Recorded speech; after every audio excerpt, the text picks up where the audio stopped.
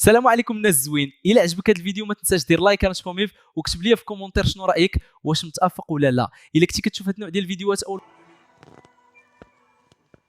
الناس اللي تقول المراك ما يحبوناش والمراك يكرهونا والمراك ما يحبوناش، اجي دير راسك في مكان المروك يا خاوي. نديرو راسنا في مكان المراك اخاوتي، نديرو راسنا في مكانهم خاوتي. حنا النظام تاعنا سياسة اعلاما 50 سنه وحنا نحاربوا فيهم يا جدك، 50 سنه وحنا ندعموا ميليشيات بوليزاريو في اراضيهم يا اخو، ندعموهم بالسلاح، ندعموهم بالفلوس باش نقسموا بلادهم. وتجي في الاخر انت تقول لي بلي المراكي ما يحبك. كيفاه يحبك؟ كيفاه؟ قول لي كيفاه يحبك؟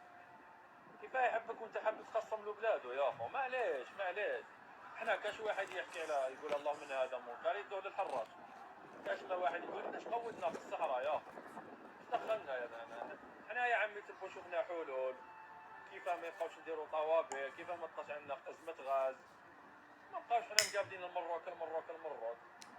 اديني الحراش عمي تبون، انا نقول الحق اديني الحراش ثاني. هذه هي ليسونسيال. ما نبقاوش نقولوا حنا المروك ما يحبوناش ونشوفوا حنا الامور بعين العقل، حنا اللي نضروهم. فرصه ما يحبوناش حنا نضروهم يا اخو. لا نبقاو نقولوا لهم مطبعين يهود صهاينه. كيفاش تبغي واحد يحبك وانت تقول له صهيون ومطبع؟ الفلسطيني يا جدك تقول له تحب المروك يقول لك نحب المراك ونحب المروك، وحنا الجزائر قودنا حنا كاع. لا حنا ندعموا وفرنسا ثاني مطبعه مع الكيان. روسيا دارت خير، سوريا روسيا ثاني دارت مصائب في العالم. بقاو كذبوا على ارواحنا. حنا اكثر نظام كان يدعم فيه بشار الاسد، واللي داروه بشار الاسد في السوريين ما دارهش الاسرائيلي في فلسطين. عاوتاني علاش؟ خلونا نكونوا شويه واقعيين، خلونا نقولوا لا فيريتي، ما نبقاوش نكذبوا على ارواحنا.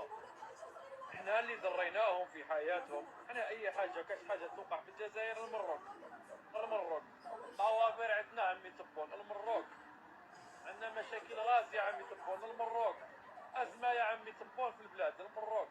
كيف تبغي هذا المروك يحبك يا اخو؟ معليش خلونا نكونوا واقعيين وصريحين شويه. احنا اللي ضريناهم. المروك ديما يكون عندها رده فعل، جامي جا الفعل من عندها، ديما يجي من عندها رده فعل.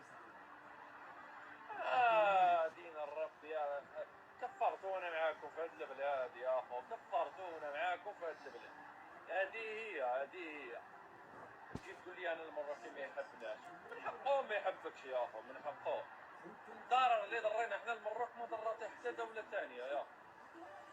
واحد هو الحين تبغى تقسم له بلاده، ودابا فكها مع القبائل يا القبائل راحت خلاص يا جدك. القبائل بغات الاستقلال تاعها، انت تدعم استقلال الشعب الصحراوي في حريه تقرير المصدر، اي جاتك القبائل.